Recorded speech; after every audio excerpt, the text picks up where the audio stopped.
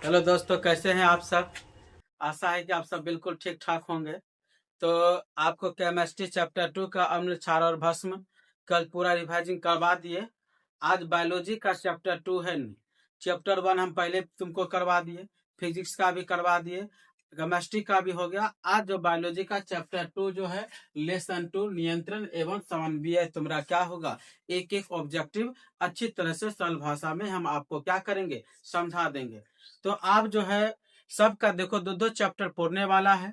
इसके बाद तब चलेंगे, सोचेंगे सब्जेक्टिव की ओर। तो पहले आपको एक एक हम ऑब्जेक्टिव करा देंगे, उसके बाद जो है ना सब्जेक्टिव, तब जाके एग्जाम की तैयारी, तुम सबका एग्जाम होगा क्लास में। तो आज तुम देखो ध्यान से, पहला है क्वेश्चन आपका हार्मोन से संबंधित क्वेश्चन है। ये हार्मोन सब हमारे शरीर में, मनुष्य के शरीर में, पेड़ पौधा जीव जंतु के शरीर में हार्मोन पाए जाते हैं। आप सब बहुत बैक क्लास में पढ़े होंगे कि हार्मोन जो है, जो हार्मोन के कारण बहुत सारे शरीर में परिवर्तन होते हैं। और जो कि जैसे मान ली कि आप सब क्लास 8 में पढ़े हैं जिबरेलिंस हार्मोन के बारे में, ऑक्सिस हार्मोन के बारे में, और अनेक हार्मोन के बारे में पढ़े हैं। तो आज आप सबको ध्यान से समझिएगा कि हार्मोन स्त्रवित होता है। क्वेश्चन आपका है कि हार्मोन स्त्रवित होता है। तेरे बाबू, हार्मोन स्त्रवित होता है कहाँ से? तो अंतःस्रावी ग्रंथि से। आपसे पूछेंगे कि हार्मोन स्रावित होता है, हार्मोन स्रावित होता है कहाँ से, तो आपको सही सही उत्तर देना है, अंतःस्रावी ग्रंथि से हार्मोन स्त्रवित होता है। अब क्वेश्चन है 2 नंबर का, देख, ग्वाटर अथवा घेंघा रोग, रे ग्वाटर बोलो या घेंघा बोलो, यह सभी बीमारी आयोडीन के कारण से होती है, कमी से होता है। तुम देखना गांव समाज में कुछ बुजुर्ग या कुछ महिलाओं को गला जो है ना वो फूला हुआ रहता है। वो गला फूला हुआ रहने के कारण हम सब उसको कौन सा नाम दे देते हैं, घेंघा रोग। क्या नाम दे देते हैं? घेंघा रोग या ग्वाटर रोग कहते हैं। तो आपसे यह क्वेश्चन पूछा जाएगा कि ग्वाटर अथवा घेंघा पनपनाता है। क्वेश्चन है आपका कि ग्वाटर अथवा घेंघा पनपनाता है, ये किसके कमी से पनपनाता है? क्वेश्चन आपका है ग्वाटर और घेंघा रोग पनपनाता है, किसके कारण से पनपनाता है? तो आपको सही सही उत्तर देना है, आयोडीन के कमी से ये क्या है, ग्वाटर और घेंघा रोग पनपनाता है। 3 नंबर देखो, क्वेश्चन है थायरॉक्सिन क्या है नो, थायरॉक्सिन का स्त्रवन कहाँ से होता है? थायरॉक्सिन का स्त्रवन कहाँ से होता है? तो आपको उत्तर देना है थोराइड से। फिर थायरॉक्सिन का स्त्रवन कहाँ से होता है? तो आपको उत्तर देना है थोराइड से। कहाँ से होता है नो? थोराइड से। थायरॉक्सिन का स्त्रवन कहाँ से होता है? थोराइड ग्रंथि है, वहां से नो यह जो है थायरॉक्सिन का स्त्रवन होता है। 4 नंबर देखो, क्वेश्चन है मानव में, कहाँ की बात कर रहे नो, मानव में डायलिसिस थैली। रे मानव के शरीर में जो एक जोड़ा किडनी रहता है, वो किडनी अगर गुर्दा किसी कारण बस खराब हो जाए, डैमेज हो जाता है, वह काम नहीं होता है, तो ये डायलिसिस विधि से इसको फिर से ठीक किया जाता है। इसके बड़े बड़े डॉक्टरों ने है ना बहुत सारी विधियां निकाला है। तो आपसे पूछेंगे कि बता थायरॉक्सिन का स्त्रवन कहाँ से होता है? तो आपको उत्तर देना है कहां से, तो थोराइड ग्रंथ। कहां से नो, सॉरी मिस्टेक से हो गया नो। देखो मानव में डायलिसिस थैली होता है नेफ्रॉन से। कहां से होता है नो?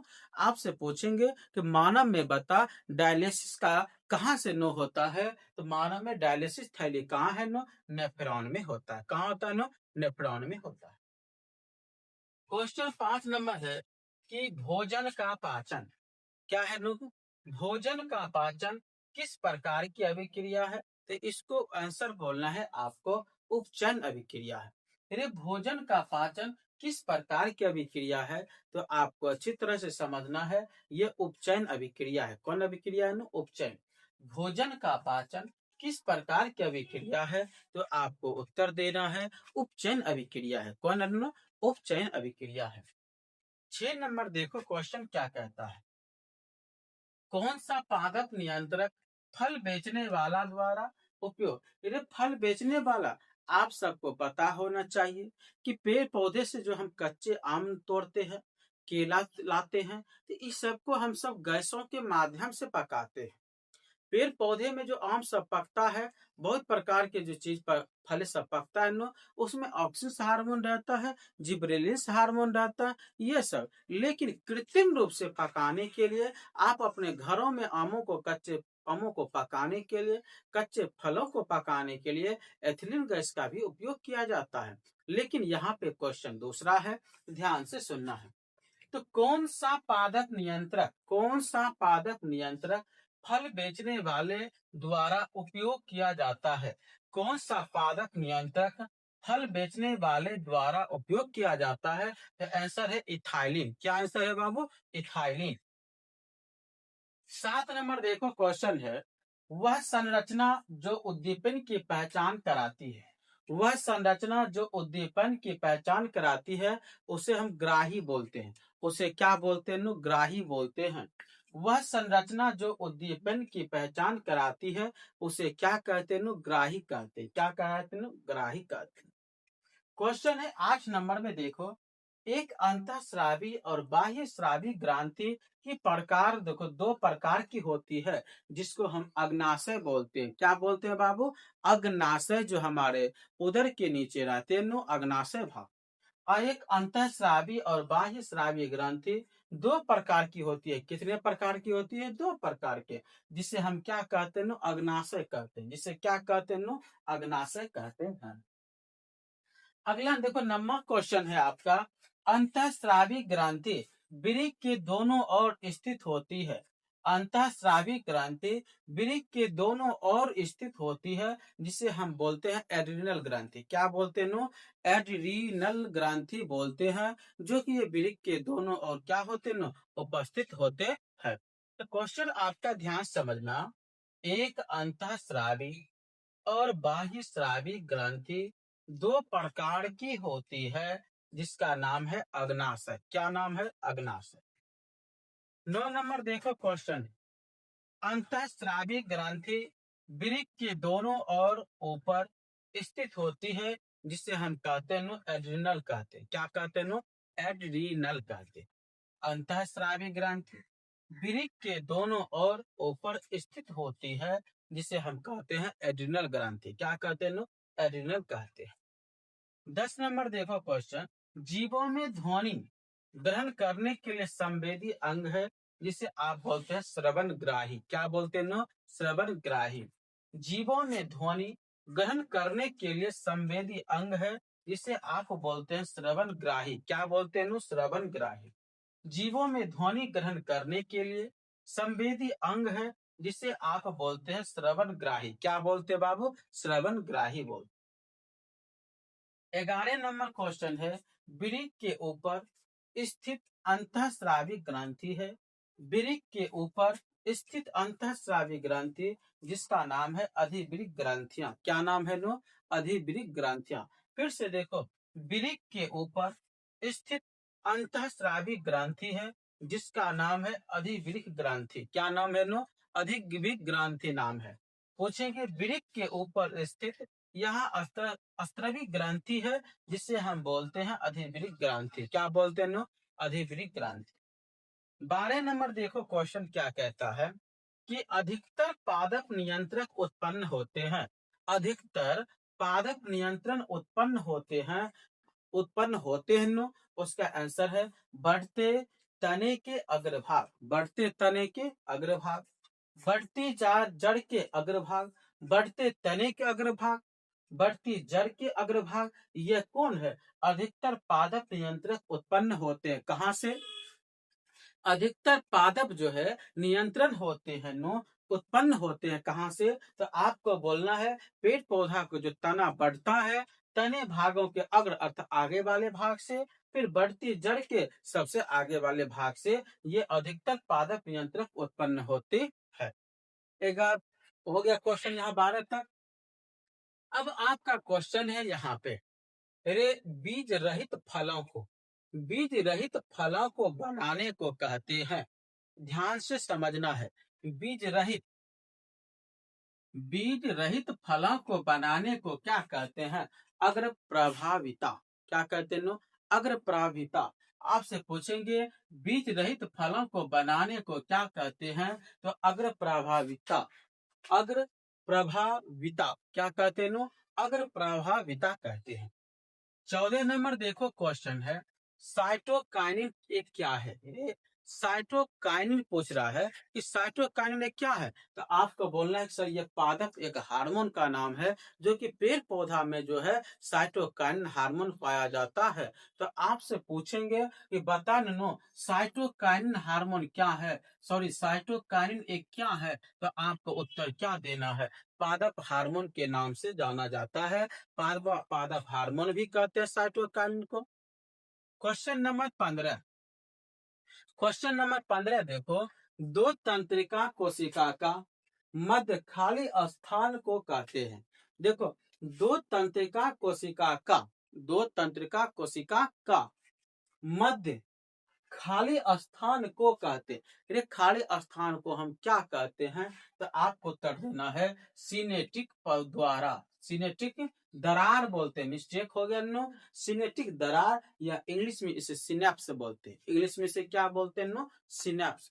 आपसे क्वेश्चन है, दो तंत्रिका कोशिका का मध्य खाली स्थान को क्या कहते हैं? तो आपको उत्तर देना है सिनेटिक दरार या सिनेप्स कहते हैं। सिनेटिक दरार या क्या कहते हैं नो? सिनेटिक दरार या सिनेप्स कहते हैं। 16 नंबर देखो क्वेश्चन, 16 नंबर क्वेश्चन है, मस्तिष्क उत्तरदायी है। रे मस्तिष्क से तुम जानवे करता है कि हमारे मनुष्य के शरीर में मास्टर ग्रंथि एक कपाल में, जो कपाल के हड्डियों के बीच गाढ़े वाले दर्भ में रहता है, वह पीयूष ग्रंथि है, जिसे मास्टर ग्रंथि के नाम से कहते हैं। वह बहुत सारे ग्रंथियों को कंट्रोल करके रखते हैं, अर्थात नियंत्रण करके रखते हैं पीयूष ग्रंथि, इसलिए हम उसे क्या बोलते हैं? मास्टर ग्रंथि। सबसे बड़ा ग्रंथि का नाम है यकृत और सबसे छोटा ग्रंथि का नाम है पीयूष ग्रंथि, जो कि हमारे ये मस्तिष्क में रहते हैं। तो बहुत सारे ग्रंथियों को कंट्रोल करके रखते हैं। तो देखो मस्तिष्क में रहता है ना, आप बहुत सारे अब ग्रंथियों को कंट्रोल करेगा, तो आप बताइए बहुत कितना ग्रंथि कंट्रोल किया। इसलिए मास्टर हमारे मस्तिष्क में रहता है ये सोचने की क्षमता, हृदय की स्पंदन करने की क्षमता, हमें कुछ करने की क्षमता, ये सारा मस्तिष्क में ही होता है। मान ले कि तुम जा रहे हो, आगे में एक बहुत बड़ा कांटा या शीशा पड़ा है, तो तुरंत मस्तिष्क आदेश देता है पैर को हटाओ, नहीं तो वरना हुआ क्या होगा? चुभ जाएगा। तो इसलिए नो मस्तिष्क उत्तरदायी है सोचने के लिए, हृदय की समझ, हृदय की सोचने के लिए, मस्तिष्क सोचने के लिए, हृदय में रक्त का स्पंदन, बहुत सारे बातों को मस्तिष्क कंट्रोल करके रखता है। 17 नंबर क्वेश्चन है आपका, बहुकोष के जीवों में किस प्रकार का समन्वय पाया जाता है? तो आपको बोलना है रासायनिक समन्वय पाया जाता है और तंत्रिका समन्वय पाया जाता है। तो आपके शरीर में कितने प्रकार के समन्वय जो पाए जाते हैं? एक रासायनिक समन्वय, एक तंत्रिका समन्वय। बहुकोष के जीवों में किस प्रकार का समन्वय पाया जाता है? तो आपको उत्तर देना है रासायनिक समन्वय और तंत्रिका समन्वय देना है। 18 नंबर देखो क्वेश्चन है नो, तंत्रिका कोशिकाएं कितने प्रकार की होती है? तंत्रिका कोशिका कितने प्रकार की होती है? तो आपको जवाब देना है 3 प्रकार के। तंत्रिका कोशिका कितने प्रकार की होती है? तो आपको जवाब देना है 3 प्रकार की तंत्रिका कोशिकाएं होती है। 19 नंबर देखो क्वेश्चन क्या कहता है नो, प्रतिवर्ती चाप, प्रतिवर्ती चाप कहाँ बनते हैं? रे प्रतिवर्ती चाप जो है मनुष्य के शरीर में या जीव जंतु के शरीरों में ये बनता है। तुम प्रतिवर्ती चाप कहाँ बनता है? तो आपको देना है जवाब नो मेरु रज्जो में। कहाँ बनता है नो? मेरु रज्जो में बनता है।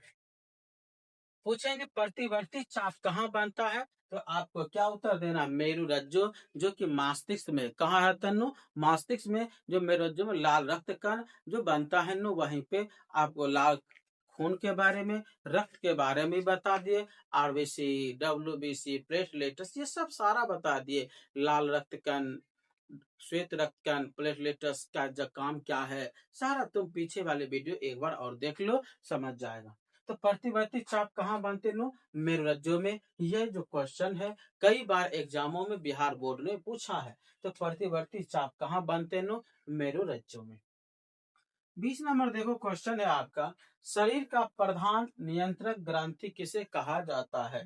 शरीर की प्रधान नियंत्रक ग्रंथि किसे कहा जाता है? देखिए पीयूष ग्रंथि को, देखो शरीर की प्रधान नियंत्रक ग्रंथि किसे कहा जाता है? तो आपको उत्तर देना है पीयूष ग्रंथि को। किसको? नो, पीयूष ग्रंथि को। शरीर की प्रधान नियंत्रक ग्रंथि किसे कहा जाता है? तो आपको उत्तर देना है पीयूष ग्रंथि, जिसको आप सब क्या बोलते हैं? मास्टर ग्रंथि। क्या बोलते हैं? मास्टर ग्रंथि। अब 21 नंबर देखो क्वेश्चन है, अंतःस्रावी ग्रंथियां होती है। ये अंतःस्रावी ग्रंथियां कहाँ होती है? तो आपको देना है नालिका विहीन में। कहाँ नो? नालिका विहीन में। देखो अंतः मतलब अंदर में, अंतःस्रावी जो उत्पन्न होता है ग्रंथियों नो, ये सब कहाँ पे? तो नालिका विहीन में, अंदर में, मनुष्य के शरीर के अंदर में नालिका विहीन में ये ग्रंथियों क्या होती है? उत्पन्न होती है। 22 नंबर क्वेश्चन देखो क्या कहते हैं नो, थोराइड ग्रंथि की अल्प क्रिया के कारण, ये थोराइड ग्रंथि, अभी आपको ये क्वेश्चन तो मिलाना, यहाँ थोराक्सिन का स्रावन होता है नो थोराइड से। उसके बाद ग्वाटर अथवा घेंगा पनपता है नो आयरन के कारण, यहाँ नो थोराइड है और यहाँ थोरॉक्सिन है। और यहाँ देखो तुम्हारा क्या है नो, थोराइड ग्रंथि की अल्पकृता। अल्पकृता का मतलब होता है कम।